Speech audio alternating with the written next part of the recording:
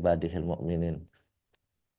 Kami semua sudah diperjalankan untuk bersilaturahim, berziarah ke makam-makam orang-orang yang mulia, mengikuti sunnah baginda Nabi besar Muhammad Sallallahu Alaihi Wasallam dan sunnah guru kita semua, yaitu kita berziarah ke tempat orang-orang yang dicintai oleh Allah Subhanahu wa Ta'ala. Kenapa kita semua dapat berjalan ke tempat itu? Kuncinya satu adalah cinta. Cinta kita kepada sunnah mursyid. Kalau kita pikir dan kita cermati bagaimana orang yang hidup di dunia ini semasa hidupnya berguna untuk orang lain dan bermanfaat untuk kemaslahatan umat. Dan ketika mereka berpulang ke rahmatullah, mereka pun dapat menghidupi orang-orang yang hidup di dunia ini. Bukan orang yang hidup memberikan kehidupan dalam artian menjaga makan daripada orang-orang yang sudah berpulang. Tapi mereka yang sudah berpulang memberikan kemaslahatan kepada seluruh umat di dunia ini. Berapa banyak orang yang sudah datang ke makam-makam beliau? Bukan hanya ratusan, ribuan, mungkin miliaran sudah diberikan kemanfaatan akan hadirnya makam sosok daripada orang-orang yang mulia yang menyebarkan agama Islam, yaitu Wali Songo. Kami bersama Bunda Haya, Pak Haji Wahyono, sekarang baru sampai di Tuban. Semalam kita sudah berziarah ke Sunan Bonang, anak daripada Sunan Ampel atau Raden Rahmatullah.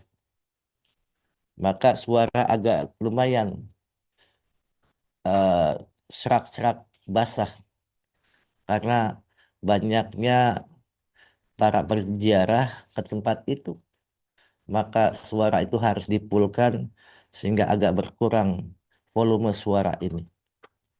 Masyarakat ikhwan rahimakumullah.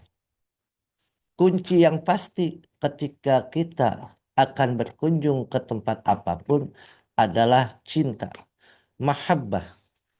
Maka dalam kitab Fadhailus Suhur, Bangsa Abah menerangkan huruf mim yang kedua, yaitu tentang mahabbatullah. Apa itu mahabbatullah? Cinta kepada Allah dengan sepenuh hati, akal, dan jiwa. Katakan dengan sepenuh hati, akal, dan jiwa.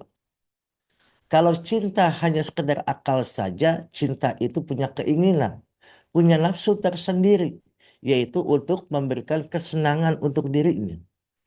Atau dengan hati saja, mungkin hanya beberapa orang yang kita berikan kecintaan kita kepada mereka, baik suami, istri, dan anak. Tapi bukan melihat potensi bahwasannya yang kita cintai itu adalah makhluk Allah, ciptaan Allah. Yang sekarang ini kita sedang melakukan mujahadatun nafs. Untuk melakukan itu bagaimana mencintai itu bukan hanya untuk kalangan sendiri, tapi untuk rahmatan lil alamin. Rahmat seluruh alam untuk kita semua. Apalagi cintanya hanya jiwanya saja. Maka ini harus digabungkan antara raga, nyawa, dan rasa. Yaitu cinta kepada Allah, cinta kepada makhluk-makhluk Allah dengan sepenuh hati, akal, dan jiwa kita. Maka Ibnu Qayyim Al-Jauzi mengatakan mahabbatullah adalah hidupnya hati. Tanpa cinta, sholat menjadi mayat. Zikir hanya jadi kebiasaan adat saja. Dan ilmu jadi beban. Yang kita perlihatkan, mereka jalan ke tempat para aulia-aulia Allah. Zikir yang mereka bawa, yaitu seperti itu saja. Zikir adat, zikir kebiasaan yang mereka lakukan. Tapi sesungguhnya kita sedang berjalan menghampiri orang-orang yang memang Allah berikan ketentuan. Maka dalam bahasanya Tidak mungkin kami-kami ini datang ke makam beliau kalau bukan beliau yang memberikan mempersilahkan kita untuk datang ke tempat-tempat mereka. Maka jangan sok Kak GR. Saya datang ke makam Sunan Bonang. Saya datang ke makam saya Maulana Malik Ibrahim. Tujuannya apa? Mereka mengundang kita untuk silaturahim, bukan kita yang mendatangi mereka. Begitu pula ketika kita mendapatkan talqin zikir dari Syekh Mursyid, sesungguhnya Allah telah ridho dengan kalimatnya jatuh kepadanya sehingga dihampiri mereka semua untuk mendapatkan talqin zikir. Ma'asyiral ikhwan rahimakumullah. Menurut Imam Ibnu Athaillah As-Sakandari mengatakan, apa itu cinta? Cinta itu adalah suatu kecenderungan hati, kecondongan hati kepada sesuatu yang diinginkan dan dicintai serta disenangi. Menurut pendapat para ahli-ahli seperti Imam Al-Ghazali rahimahullah, cinta kepada Allah adalah sebagai hasil daripada ma'rifatullah. Karena cinta itu bisa terlaksana kalau kita sudah kenal. Kalau tidak kenal kepada diri orang yang kita cintai, wabil khusus diri kita, bagaimana kita bisa mencintai? Maka harus kenal dahulu. Bah, kunci yang pasti untuk mengenal bagaimana kita bisa mencintai itu adalah man arafa nafsahu faqad arafa rabbahu. Kenali potensi nafsu kita, kenali diri kita, kenali nafsu kita, maka kita akan kenal Tuhan kita. Bukan hanya kenal Tuhan atau Rabb kita, tapi kita bisa mengenal yang diciptakan oleh Rabb kita.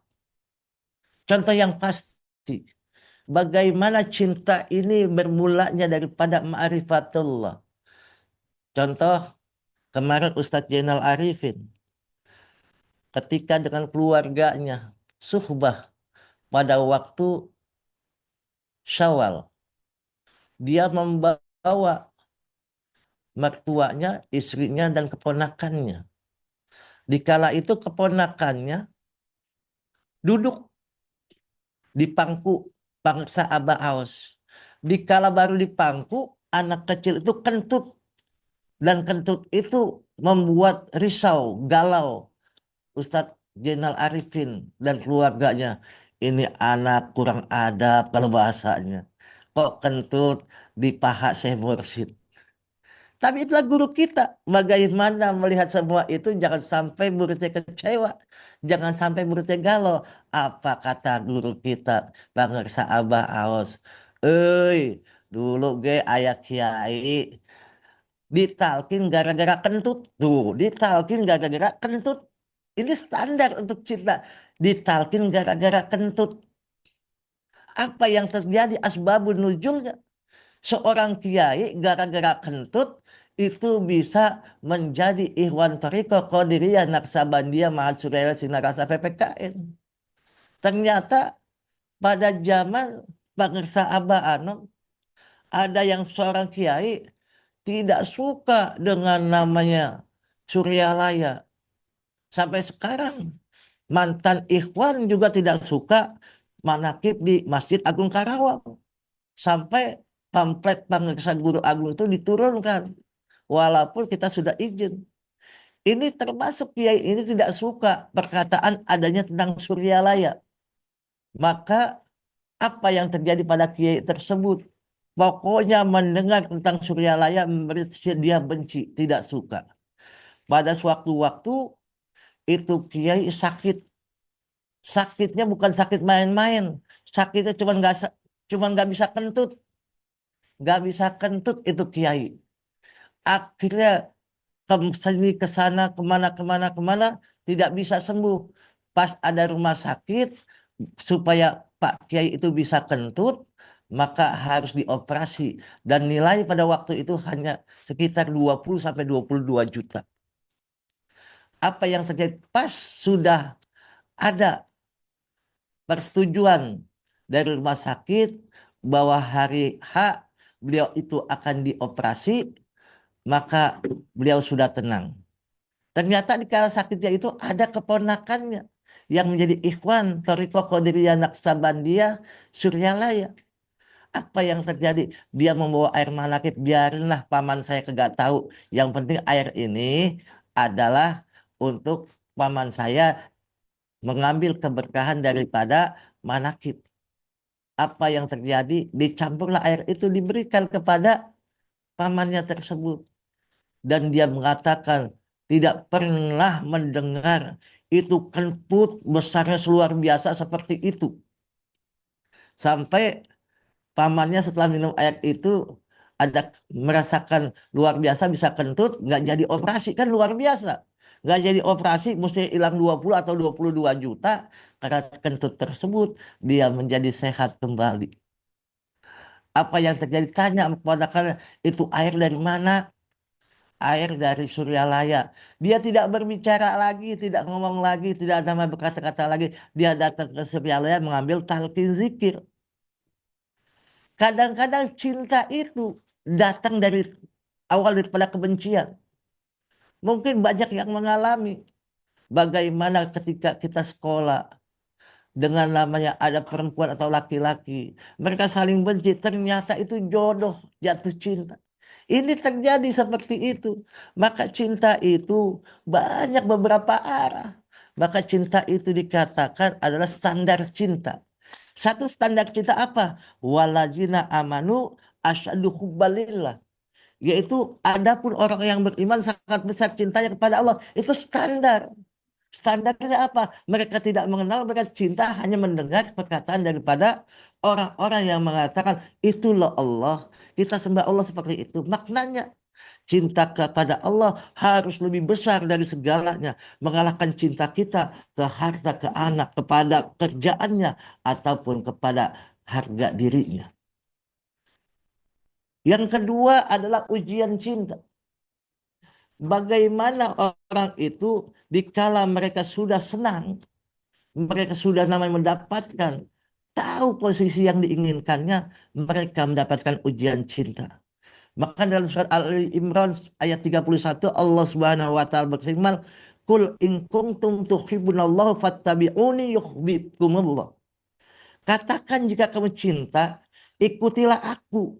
Niscaya Allah akan mencintaimu. Niscaya Allah mencintaimu.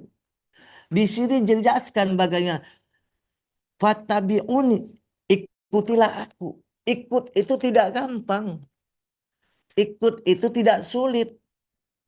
Ikut itu memang ya harus nunut seperti saya sekarang, Bunda Haya dan rombongan sama-sama kita berziarah. Kalau saya tidak nurut dengan supir, maka selamanya kita tidak akan sampai ke tempat yang kita ziarahi. Maka kalau itu kita mesti cinta, berikan fasilitas yang baik untuk supir, kasih makan, kasih minum tempat namanya tidurnya di hotel. Itu apa? Untuk apa? Kita ikut cinta kepada Allah, melihat makhluk Allah yang mengantarkan kita ke tempat tujuan kita. Maka dikala ada ikhwan mengatakan, oh saya cinta kepada Pangersa Aba Aos. Tapi dia tidak mengikuti aturan rambu-rambu yang diberikan oleh Pangersa Aba Aos. Maka itu adalah cinta palsu, cinta dusta. Maka kalau cinta dusta itu lain di bibir, lain di hati. Kalau kata Bruri Pesolima, memang lidah tak bertulang. Hanya sebatas kata-kata tinggi gunung seribu janji. Lain di bibir, lain di hati. Itu. Maka cinta kepada Allah pun punya ujian. Ujiannya apa? Ikut kepada orang yang dicintai oleh Allah, maka mereka otomatis bisa mencintai Allah dengan benar. Maka bukti cinta ikut sunnah. Ngaku cinta tapi malas sholat, malas zikir, apalagi sudah ditalkin zikirnya yang tiga-tiga saja, ataupun berdusta. Maka ini adalah ujian cinta. Dan yang terakhir adalah cinta dua arah. Kita itu cinta dua arah. Hablum minallah wa hablum minan nas. Maka dikatakan yuhibbuhum wa yuhibbunna. Allah mencintai mereka dan mereka pun mencintainya. Maka makna daripada kita cinta Allah dulu lewat taat, nanti Allah balas dengan hidayah dan ketenangan. Maka di sini dipanggil oleh Allah, ya ayatuhan nafsul mutmainnah irji'i ila rabbiki radiyatan mardiyah fadkhuli fi ibadi wadkhuli jannati. Dipanggil, hei jiwa yang tenang ke sini. Andaikan selama ini kita mengatakan cinta dua arah, hati kita masih tidak tenang, hati kita tidak namanya bersuka cita, maka kita itu masih dikatakan omon-omon saja. Maka bersyukur kepada Allah Subhanahu wa Ta'ala. Kita masih diberikan bagaimana kita mendapatkan dengan manisnya Allah berikan rasa kecintaan kita kepada Allah, kepada makhluk-makhluk Allah. Maka di sini bagaimana kita lihat dan kita dengarkan kecintaan orang-orang yang terdahulu yang betul-betul mereka betul-betul mencintai Allah dengan sepenuhnya. Bagaimana mereka meraih ridha-Nya. Maka dikatakan Allahumma ini as'aluka ridha ba'dal qada. Ya Allah, aku mohon kepadamu keridhaan setelah ketetapanmu. Maka kecintaan itu lahir daripada keridhaan kita untuk mencintai dapatnya ridhonya Allah. Maka dari sekarang jangankan kita untuk melakukan sesuatu, tapi fokuskan untuk kita semua meraih cinta Allah dengan meraih cinta guru kita, meraih cinta guru kita, meraih cinta daripada istri kita atau suami kita. Karena apa? Semua itu berkaitan, semua itu berkesinambungan. Kita tidak akan bisa mencintai Allah kalau kita tidak mencintai orang tua kita yang lahir kita daripada akibat dari asbabun nuzul orang tua kita. Maka kita mencintai orang tua kita, mencintai keluarga kita, mencintai orang-orang yang dicintai Allah, yang termasuk yang dalam hal ini pokok untuk kita mencintai Rasul-Rasul Allah, yaitu guru agung kita, Pangersa Abaos. Berkah semuanya, segalanya, selamanya. Semoga Allah berikan kekuatan kepada kita semua. Kami yang sedang berziarah 12 wali. Semoga Allah berikan kemurahan, ketenangan, dan Allah berikan keselamatan, kesehatan dari pergi dan pulang, dan kita bisa berkumpul kembali bersama ikhwan akhwat semua dalam waktu dan gelombang yang sama dengan kalimat tauhid, kalimat la ilaha illallah. Berkah semuanya, segalanya, selamanya. Wallahul muwafiq ila aqwamit thoriq. Wassalamualaikum warahmatullahi wabarakatuh. Waalaikumsalam warahmatullahi wabarakatuh. Allahumma sholli ala